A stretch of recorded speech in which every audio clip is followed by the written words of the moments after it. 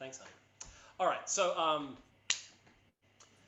yeah, so from a jazz perspective, looking at some of these extensions. Now, I'm pretty sure that some of these extensions are going further than your course is going to go to this year. I don't necessarily understand the hard stop. Like once you start understanding one set of extensions, I really don't think it's a big leap to then throw on a couple of different rules. So, quick rundown of the sheet itself. We have the tetrachord diagram on top. If it's not burned into your retina by now, then work harder, stare at it for longer. So they've got a big chat up the front about dominant chords, their purpose, and where we get dominant as a name from. Then we go into spicy intervals. So like spicy extensions or spicy tensions is kind of like the topic this week. Things that we can add to increase tension, things that are things that are tensions that are potentially have less chance of working because they create more dissonance, right? But they also give you a higher payoff when they do work. And guidelines about where we might try these out. So for major chords, we're going to talk about major sevens and augmented fourths. For dominant chords, we're going to talk about flat 7, which is kind of a requirement. Like if it's a dominant chord, it has a flat 7 in it. Sharp 5 and flat 9. And then we're going to try to take it through talking about how to apply these with your inversions, how using these with your inversions and using these with extensions on them can help you create kind of melodic lines inside of your chords, making your chords feel more like, say, a strings part supporting a crooner, right?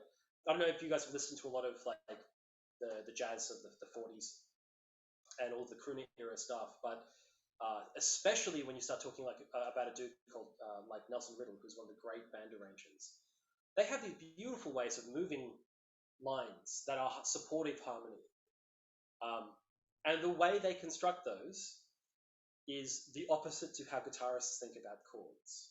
Right? Guitarists think about chords as a very utilitarian thing where I apply a block on the neck, and I don't really think about where all these notes join or connect to each other. I just play chord sounds. That is not how you write a horn line.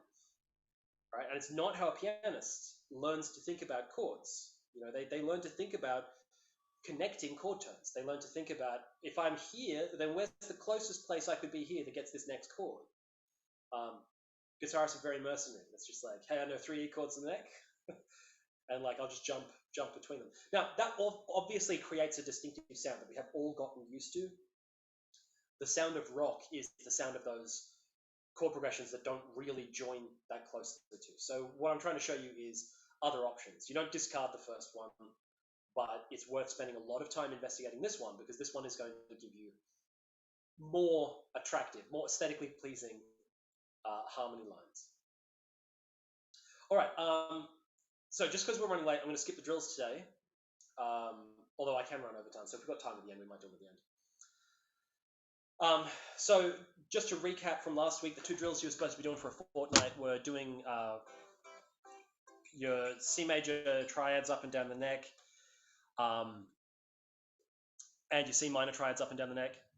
The last group, so I'll tell you the drills we did with the last group. So the C minor triads were rough for them. So with the major triads, we did extend it one more step, and we did say F and C. It doesn't matter. F and C in each position. So we're doing 4-1.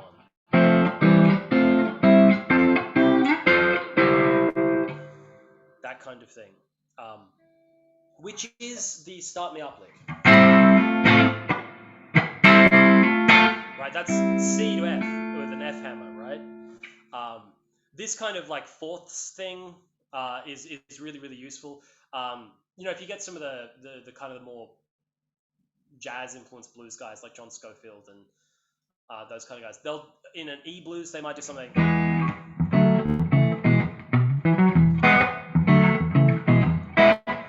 So what I'm doing there is I'm going D, A, E. So in other words, cycle forwards. D is the 4 of A is the 4 of E. We can go one step forward, like we can go like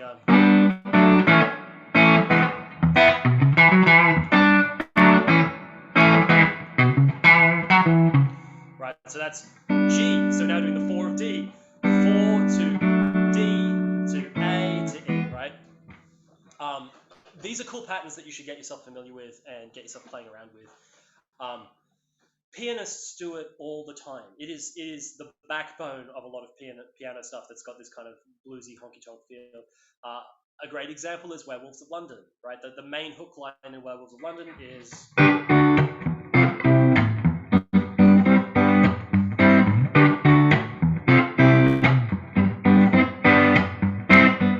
right, and that's just doing 4 of the D to a D, 4 of the C to a C, 4 of the G to a G, right?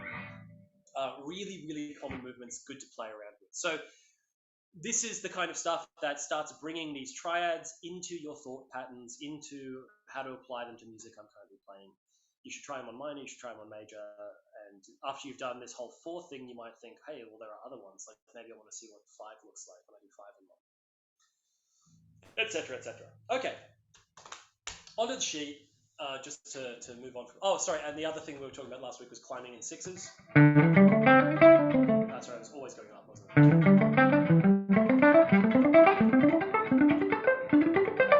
Yeah, that guy just doing pentatonic 6s on the DGB, going up and down.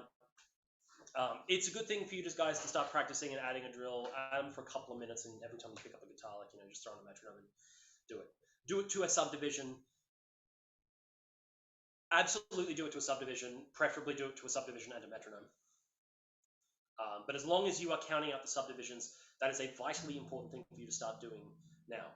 I'm not going to ask you to know what subdivision you're playing all the time when you're improvising, but when you are practicing, you practice on a subdivision because it tightens your sense of where these subdivisions are, how they feel, and how you can use them, so that when you start improvising, you will lean on the subdivisions you have practiced.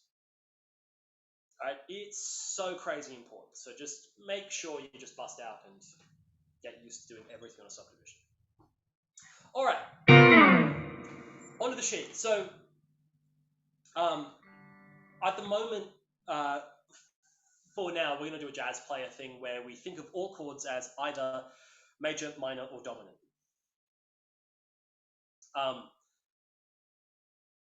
And every chord is going to fall into one of those 3 categories, and those 3 categories are going to determine what kind of extensions and things we can play with. The first thing we've got on this sheet is a little chat about dominant and where we get that from, right? So back in the olden days, instead of using the national numbering system, the Roman numerals, we used words. We used tonic, supertonic, median, subdominant, dominant, submedian, leading, and tonic octave. All of those words describe not only the chord and its location, but also its function inside of traditional harmony. We're not going to get too much into the functions because we're just generally at the moment talking about applying this to other people's chord progressions, not necessarily writing your own. But the important thing to pay attention to is that the 5 chord gets called dominant, the dominant chord, right? This is where we get this Dom 7 idea. If we scroll down the page a little bit, I highly suggest that you read the whole lot, maybe even a couple of times, depending on how much it sticks. But I'm just going to skim through it for now. So if we make a 7th chord, that is a triad plus a diatonic third to get a 4-note grouping, in the key of G, if we take a G chord and we add a 7, we get the notes G, B, D, F sharp. If we take the key of C and we make a G chord, that is the dominant chord, the chord in the 5th position, we get the notes G, B, D, F. This is a problem. What do we call a 7th chord that has a different 7th note in it? All right? In the key of G, we get F sharp. In the key of C, we get F on the same chord, on G. So the solution we came across was to name it after its position, the G dominant 7. When your major chord is in the 5th position, you're going to have a special rule with the 7, which is it's going to be a semitone lower than you expect it to be in order to fit diatonically within the key, and in order to give us the all-important tritone that resolves out in the major chord, right? F and B in the key of C. Special notes because they are the only notes that are a semitone away from another note in the key. Everything else is a tone spacing. And semitone spacings push hard. One of the things that you might learn if you do, say, a bit of classical guitar study is this idea of leading tones and leaning tones. You know, there's quite often in classical and romantic music notes that might build up to something like,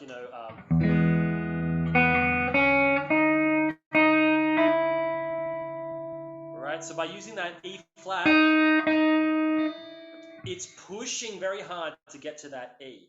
And they will use that in places that, like you might have something like the D pushed us up to the D sharp, pushed us up to the E. We're doing these things where the tension that's created is pushing us to the next note in the melody. So why does that work here? Well, they're the two places that are semitone apart. If you play a scale, and you stop on the fourth, you want to fall back down again to resolve it. All right. If you stop on the 7, we all want that tonic next to resolve. So that still happens when they're present in chords. Chords that have those notes in them tend to want us to push in a certain direction to resolve down or resolve up, depending on which one we're using out of the chord.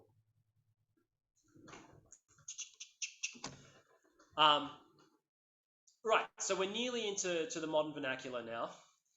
So I've got this kind of like running joke I have with all my students where just before I say it, I hear boom, boom, ba, ba, ba, ba, ba. In the musical justice system, chord names are presumed major and dominant. Right? If your friend tells you to play C, he doesn't, you'll play C major. The major part was presumed. The only time I'll add anything to that is if I tell you it's not major, C minor. Everyone always says C minor, but major is presumed, right? If we say C7, right, its full name would be C major dominant 7. It's a C major chord with a dominant 7th in it. But the dominant and the major are presumed, so we just say C major. And the only time that we say major in a chord, really, is when we talk about the 7th. Or when we talk about something that relies on the 7th, right? So if we say C major 9, that is a C major chord with a major 7th and a 9th. Right? The major still talks about the 7th in this instance. It does not talk about the triad. We just assume that the capital letter at the start told us it was major, unless it follows by minor or augmented or diminished, something else that tells us it's not what we're expecting. So the some practice thing we got down here is C little m7, right? C minor with dominant 7, C minor with a minor 7th in it, a flat 7. C minor major 7, right? C little m capital M7. It's a C minor chord with a major 7th in it. All right, any extension, any type of 7th can go on any chord at all. Some of them will sound super weird, some of them will sound super dissonant, but that doesn't matter. There's no special rule. Major 7ths do not have to go with major chords. They don't have to go with any type of chord. You could have an augmented with a major 7th in it. Right? That particular one is particularly weird. Augmented major 7th. So you get this kind of thing. Now, don't get me wrong. I can see places where that's useful. But it's a particularly dissonant sound. And the last example here is C major 7. C major, major 7, right? Because the major is presumed and the major attaches to the 7. It's just a little quick thing that you can think about when you're reading chord names, right? If it says major, it's talking about the 7th, really. It's not going to be talking about the chord itself, otherwise we just write C. Saves a lot of ink, everyone's interested in that. Okay, so now onto the intervals chat about things we can add into the major triads. So under spicy, I have included major 7. Maybe a slightly contentious view, at least it would have been with myself when I was younger. If we have a look at this first example under major, in the second bar, we have the commonly voiced C major 7, right? This one. All stacked thirds. It does not sound spicy. In many ways, I think that sounds the opposite of spicy. Like, As I've written up there, I often say that major sevens sound like saccharine angels sighing. There's a really common chord progression you'll see in some like more advanced 60s and 70s music that'll be things like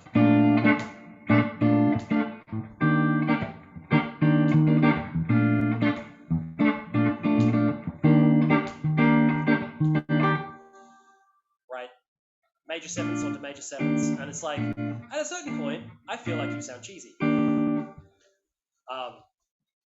However, the reason that those voicings sound cheesy, so pleasant, is that they're not all stacked thirds, but they all cautiously avoid showing us how spicy that 7 is. And how do we show how spicy an interval is? Well, we put it against the nearest note in the triad. All right, so if we have a look at the second example in that second bar, we have the flamenco major 7. Flamenco major 7, so we take a C, and we probably all know this C7 shape, right, with the flat 7 here. Well, you got to move it up to get a major 7, a B note. And that ain't sweet. All right. Weirdly, I learned the A minor 9 inversion, this one, from Bach. So, like, classical dudes use cool chords too. Yeah, this major 7, very, very, very spicy because we've placed the B and the C together. And this tells us something really important about choosing voicings and about where we put extensions in chords. The first kind of thing we might want to think about is if we stack the extensions and triad tones near each other, we get dissonance. If you don't want that dissonance, move it down an octave, move it up an octave, move it away from triad tones. And the further away you get them, the more they will sound like some kind of clean interval on top of everything. If we take a, is there an easy way of doing that? Sure. If we take like this C minor kind of thing here, and we put the D in the middle, the 9, right? That sounds spicy as all hell. All right. Here's another C minor 9 voicing. Same chord, very different sound. And why? Well, the 9th is spread out from the 5th by a 5th. Perfect 5th. That sounds real clean and not fighting anything. So we put the triad in underneath, and it's I think this chord is beautiful. I think it's wonderfully heartbreaking. But it's really interesting. So like when I started playing around with this, I started thinking, well, okay, how do I do like all the inversions? So like here's another one, and this minor 9 is extra heartbreaking because we put the 9th in the bass. Right? Here's another interesting minor 9. I really like this one because the 9th and the 3rd clash, and it also, to me, that creates suggested movement. Like, I'm sure you've heard this thing 100 times.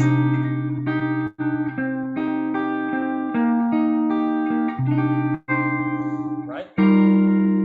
Other kind of 9th and 11th shapes. So, these are the kind of things that you should explore with your chords. Right? Where do I put this 9?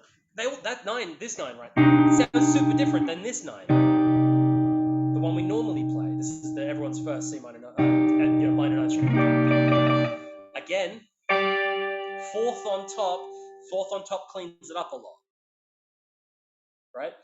We could do, if I got big enough hands for it. No, I don't. Maybe I'll do it on E. There we go, I can do it on E. Alright, that's a very spicy minor 9. Because I put this interval in the middle of it. Alright, which is, I believe, a flat 9 interval. Right? A minor 9th interval. Very, very, very spicy.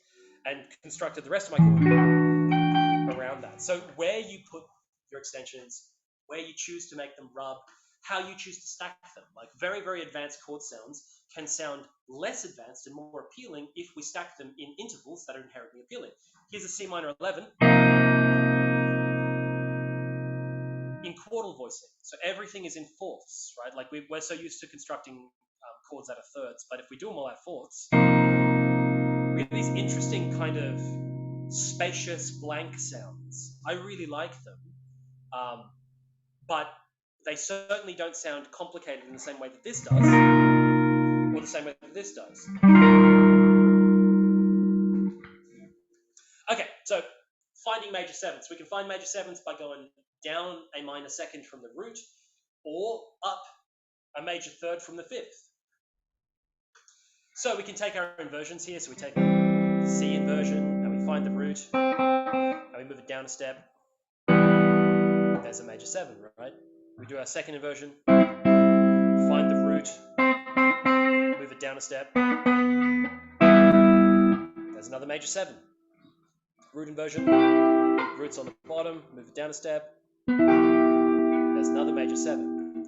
An interesting point here is that all of those ones, all the ones where I took the root and moved it down, became E minor. Right? And this is an important observation to make, right? If you know that C major 7 is essentially E minor on C, instead of playing C ideas over C major 7, you could play E minor ideas. E minor pentatonic, E minor 7 arpeggios, doesn't matter, E minor add ninth. You know, it's going to make you sound like you're hitting those extensions. You know, this...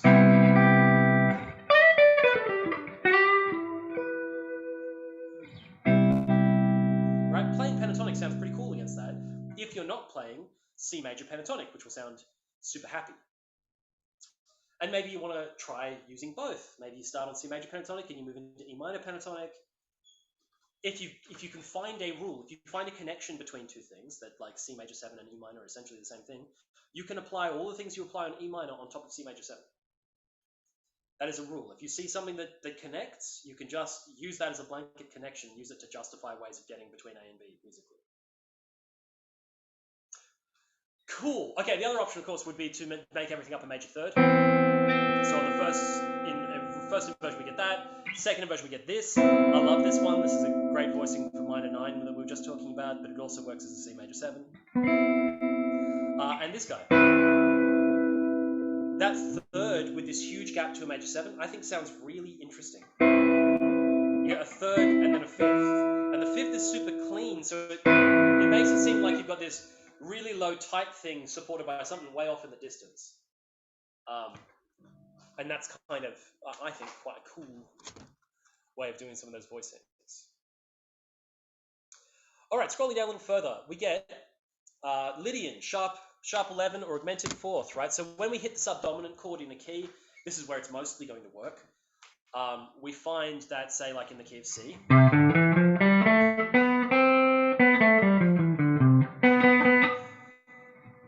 Subdominant chord is 4, sorry, is F. Well, F would normally have the fourth of B flat. Yeah, F sus4 would have a B flat in the key of F, certainly. In this key, we're not allowed to use B flat, technically speaking, you know, if we're going to stick diatonic. So we're going to use B.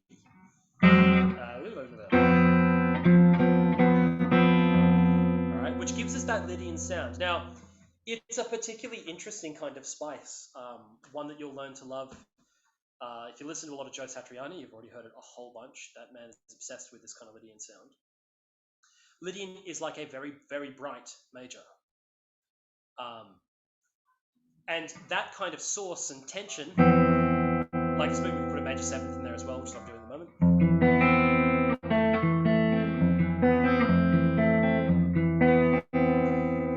Is a really, really kind of cool sound. It is a very spicy extension to be throwing in.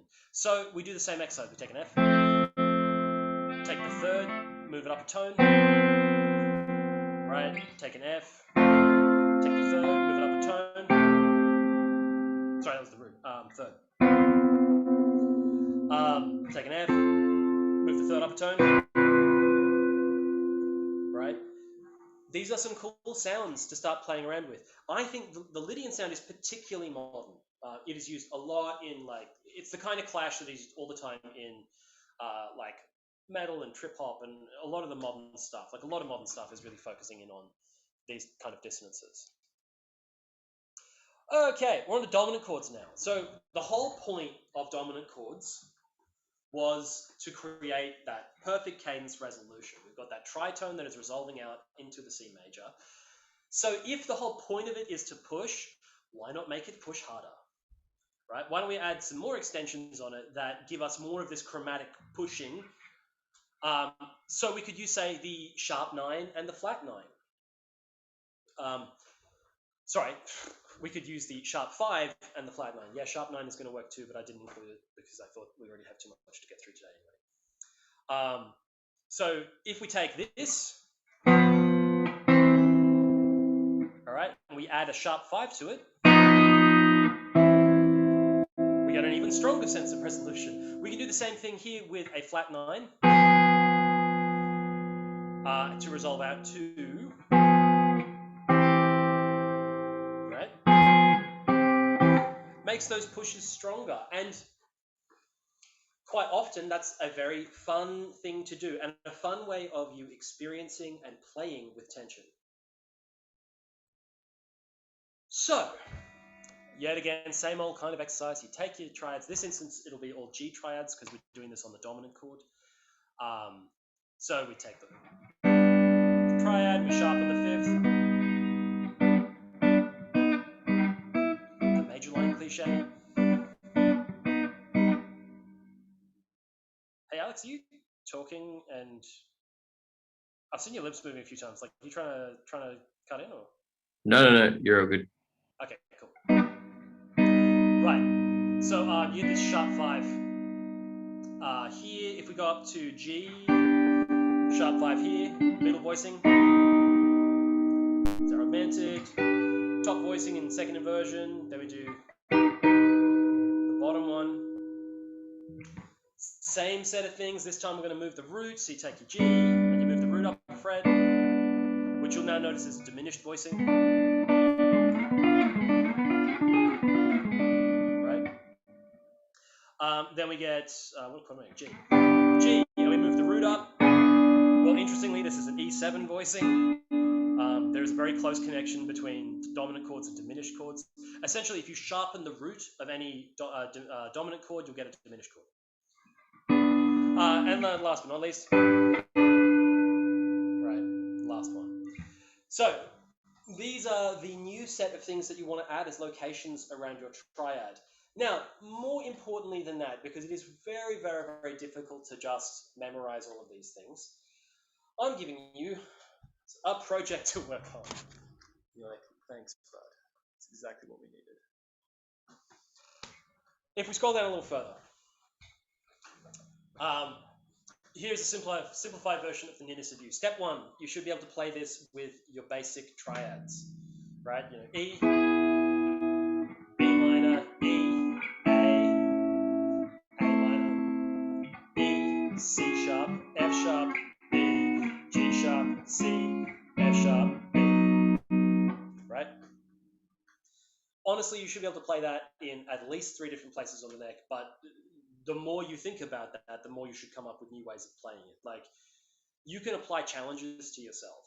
I do this kind of thing all the time where I might say, you know what, for shits and giggles, let's try doing it so that every chord climbs the neck. What's that going to do harmonically or musically? Well, by constantly ascending, we are constantly ratcheting up tension. So like we could do some of this.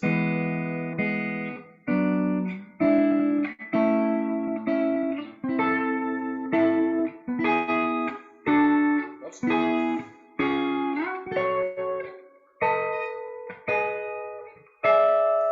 running out of room. Right? They're just games you play with yourself. You should be able to play it in a few different places on the neck, and you should be able to find your way around, right? Try to do it all in one position. That's another great exercise too, right? And at the moment, we are, so far this term, we are only talking about the D, G, and B strings. And for your own practice right now, if you are struggling or if you are not practicing it a fair amount, just stick with that. Just stick with getting to know the G, B, and D strings. It'll be very easy for you to branch out after you get comfortable there. All right, so what do we do with this? Well, first off, we've got to analyze the damn thing. So anyone want to give me some analysis? Someone give me the first 2 bars of analysis.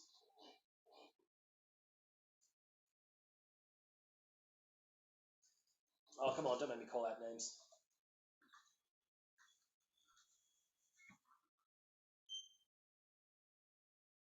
Alrighty, Riley, tell me the first 2 bars of analysis. What was that? Analyze the first 2 bars of the nearness of you, please. What's going on in it? And it's very unstable, so I cannot hear what you're saying. Oh shit, that's no good. So, can you analyze for me the first 2 bars of the nearness of you? Hold on. I need to also pull it up. I haven't got it up on my phone. I don't have a printer at home. Yeah, fair enough. All right, well, Yeah. I'll jump back in on you in a sec then. Will, give me the first Okay. 2 bars of analysis. Okay. So the first 2 bars, like E to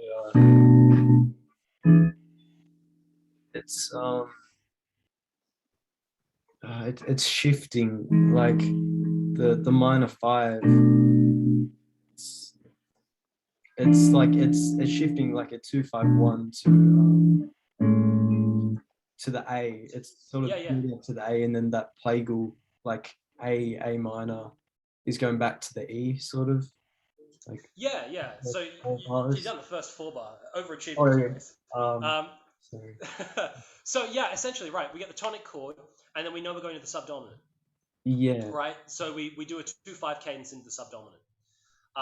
Knowing that, we know that the functions of B minor and E7 are actually to ratchet tension to make A feel better. Yeah, that makes sense, right? So like, if we choose to do softened extensions on those things, like it's really probably not going to work very well if we do say E, minor 7, 6 instead of dominant. It really doesn't feel great. Like, it's not bad, but it doesn't make me feel good inside.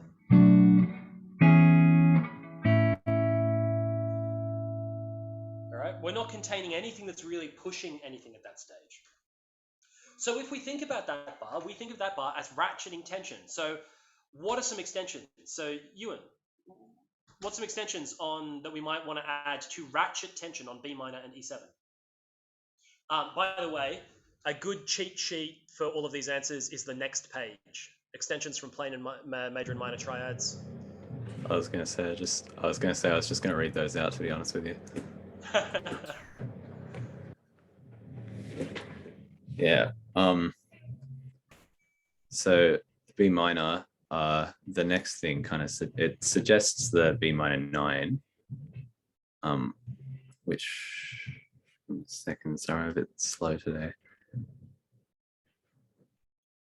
Yeah, so you're gonna take a B minor and add a 2 in it, because if we added just the 7 would likely soften it. The 7 makes it closer to the relative major, right? Like, that makes sense. If you think about C major, C, E, G, and we think of C6, C, E, G, A. Well, we think of A minor 7, A, C, E, G, right? They're the same set of notes. So when you make something minor 7, you actually kind of make it closer to the major chord than you make it contain its kind of dramatic roots as a minor chord. So in the suggested one underneath it, yeah, you're right. B minor 9, and I've gone to an E7 flat 9. The dominant 7th in this instance is going to push you down to the 3rd of the A chord, but the flat 9 is going to push you to the 5th. Right? So as an extension, instead of just playing E7 to A, or a better voicing might be this, by adding the flat 9 as well,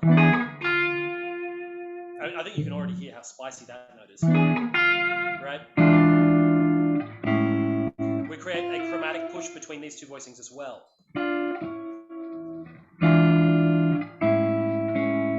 All right, so we turned up the tension in that instance. In the next instance, we could say use A major 7, but we could. What's the other thing we could use on the subdominant chord?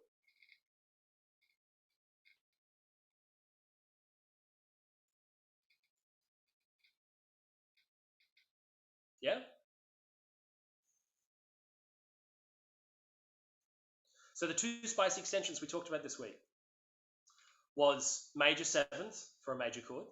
Now, in this instance, on the subdominant, we could have used the 6 and the 9 as well. So you could do major 9, you could do major 6, or major 7, they're all going to sound great. But another one that's particular in this instance, because we're on the subdominant, means we could use Lydian. We could use sharp 11. Yeah? Which will make it extra spicy, and that is something that might be fun, right? Like we get B minor, so we get like...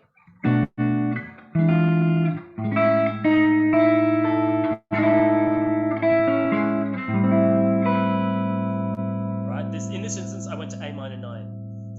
In a lot of the examples that are going to come up at the very end, I go to A minor major 7. I have an affinity for that sound. I think it sounds really cool. At the moment, it's one of my current jams, right? So what you've got to do, step 1, is play through this with triads. The next thing you've got to do is try to find ways of connecting these chord voicings that sound cool. If we scroll down a little bit, we got a quick cheat sheet. I reckon you need to print this cheat sheet out and like keep it on your desk.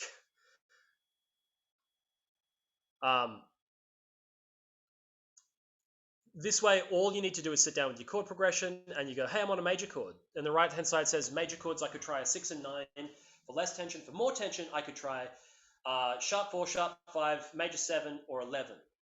Gives you a whole bunch of options to play around with. And you can just literally go through choosing things that you think work together. Now, initially, it's probably just going to be like very basic ideas. We're just throwing in any old extension and listening to how it sounds. But some examples of where I think this gets a little cooler is if you really try to connect the notes of the chords to one another. If you think of the tension you put in this bar needing to kind of go somewhere in the next bar, or you try to think of keeping all of your voicings and notes very close together, you will get much more of this kind of stringsy horn line vibe. So at the last page, I have 3 different examples of the first 4 chord changes. An important thing to remember is all of these resolve out to E, so it's probably a good idea to throw an E major at the end of all of them. But here are some different examples of what I thought about when I was writing the sheet out. And for me, I was trying to keep all of the voicings as close together as possible. So that way I could get, in some ways, more dramatic effects from the changes in color. So I'll play them through. Here's the first option. Right?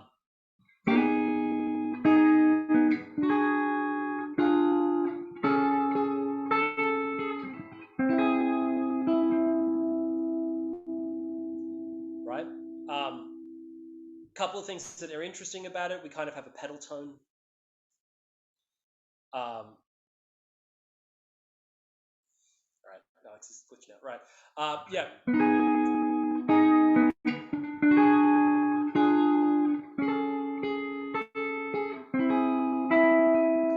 Right. It's going to resolve back out into an E, right? Here's a second example. So.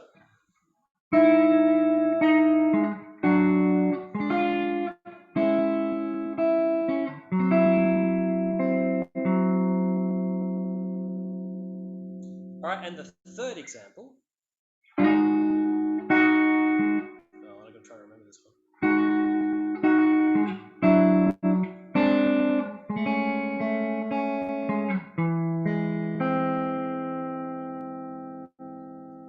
They're all effectively the same chords, right? I'll just do a quick analysis for you on them. I've written out what the intervals are that I'm choosing from each triad. All I've done is I've taken those same basic triad shapes and moved them by those distances on the previous page in order to find things that I think sound cool. So in the first example, we start on major 7. Then we do a minor 6, pedaling that note from the major 7th, the third, the G sharp, right? Right, and then instead of just doing plain old E7, I'm going to do E7 flat 9. Oh man, I'm finding mistakes all over the place. E7 flat 9 here with this flat 9. Right, and I thought those 2 changes were really interesting because you pedal the 2 outside notes, and that one voice moving makes it sound very dramatic. All right, then we get to a clashy major 7 for the A. I just like clashy sounds, so that's what I went with. And interestingly, I'm going to change the major 7th here to the top string. Right, so the major 7th has now shifted back to this 9 that we keep pedaling. So this chord is root. It's not root. Oh man, I've made so many mistakes on that. It's 5th root, major 7th. I have to go back in and edit some of these things around. So we're using a minor major 7th here, right? In the second example, kind of an interesting option here. Yet another mistake. Man, I really have to rewrite this. On top is actually the 9th, not the root, major 7th, and the 3rd underneath. So this is doing an E major 9 to start with. You may notice that the triad itself sounds really different to the other examples because the other ones are closer to containing all the notes from E. This could almost be a B6. And I'm really relying on everyone's tonal center to go, I know what you're saying. However, I thought it still sounded cool, so I included it. Right, then we get a plain B minor. In fact, it doesn't contain a root, it's just 5ths and 3rds. Right, then we get E7 flat 9, right? We got the 3rd, the flat 7, and the flat 9 into A major 7, the standard A major 7 we all know, the one that looks like a C sharp minor. Right, this guy from our E shape. And then pedaling the major 7th when we make it minor. Why? Well, you know, that 4-4 minor change, it's the heartbreak change, right? So why not make it more heartbreaking? Why not make it have a little bit more dissonance in it? Oh wait, no. That second line was written right. It was the bottom line that had the mistake in it. Okay, so last up, that major 9. Then we get some interesting things here with the B minor. All right, how this relates to B minor is kind of interesting. We've taken the 5th from this triad down here, right? The 3rd from this triad up here. And what I've done on top is add the 11. All right, I thought those two shapes you can see fingering-wise are really similar. It is more dissonant than the last chord, it ratchets up tension, and because they've all moved by no more than a tone, it sounds pretty cool. And then I come back up again then I continue to fall. So I get this diminished voicing, which is going to go 3rd from an E perspective. Obviously, it's supposed to be E7 at this point. 3rd, sharp 5, flat 7th. Right? Here's the triad we're basing this off. So I sharpen the 5th, flatten the 7th. All right, and then I'm like, well, this note is common on the major 7th, and I have a real affinity for this shape at the moment. So we've got the major 7th in the bottom. And then what kind of sounds right to resolve this out? Well, I like this whole big slide in the bass. So I'm going to get this where it resolves the top two voices go down a semitone, which is then going to help me do stronger voice leading to this, back to E major. And E is the home chord, right? So I want the attention to go away on home. Okay, so your job for the next fortnight, I want to come back and discuss what we found, what kind of cool lines you guys liked, what you came up with, where you came to it. Now, all answers are valid here. It's totally going to be dependent on how much you can bend your thoughts around, like, oh, which extension am I playing with now, and how do I get from this triad to this area? But it is free reign, right? A good way of starting all of this, if you're worried about jumping off, is choose different voicings of E major 7 as your start point. Like if you start here, that's going to suggest different chords to you than if you start here. You know, like here you might get like a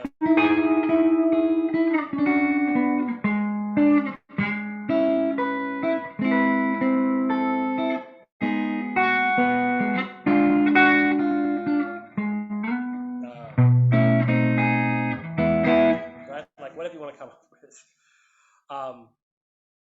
So the more you kind of explore and wander in these directions and find out how these things all link together,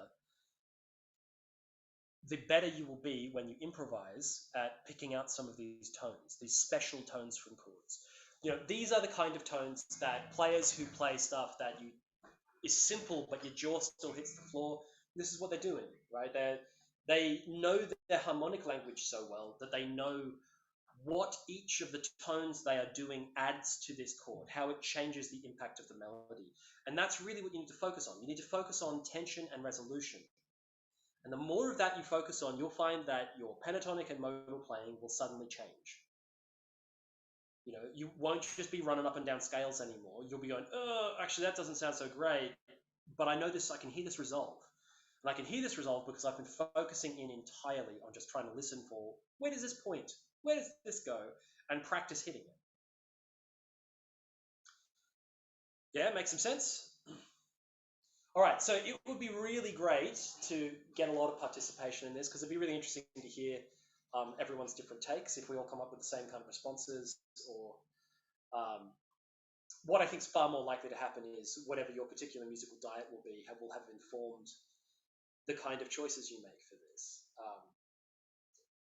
So if you can, well, not if you can, hopefully over the next fortnight, the practice for this kind of stuff is take this chord progression and explore how to move through it through these triads. It's totally how all of those great jazz guitar parts are built, you know. And if you think of like real kind of chord and harmony masters, people like Ted Green, this is exactly what he keeps saying to everyone, right? You don't imagine chords as shapes, you imagine them as lines that join together. And this is a very accessible way of doing that because we're only worrying about 3 notes at a time. You know, this is how pianists do it. They study from triad, moving up. And one of the problems with the guitar is we try to do it with all 6 strings all at once. And once you get 6 strings, you've got multiple triads stacked on top of each other, and it's really hard to track where all them are going. Yeah, it might help for you to like lay down a quick bass line or something, or you know, get familiar with the song a little bit, play through it a lot with just regular shapes so you can hear the chords as they are normally before you worry about stacking tensions on top. Alrighty guys, anyone got any questions, any complaints? No? Alrighty, well we might wrap it up there then. As always, you know, feel totally free to contact me, to hit me up with any of your questions, especially if you're having trouble with this stuff. You know, I'll be more than happy to dedicate some free time and talk you through it and help you come through it. So I know it's an awful lot. You know, we've jumped straight from, you know, learn your pentatonics, learn your modes, and here are some triads into some very complicated ways of using them. So, you know, I expect that some of you may need some help. So hit me up. I'm more than happy to chat about it. Alrighty. Well, if that's it, I suppose we'll wrap it up. Thank you. No, my pleasure, mate. Hope it all makes sense. The next couple of weeks, I'm hoping to do a lot more of this kind of thing, where we take a chord progression and we just keep doing the same kind of exercise. That's why I was trying to get so much of it done in the first 2 weeks, is you have the tools now and I want to just practice using them.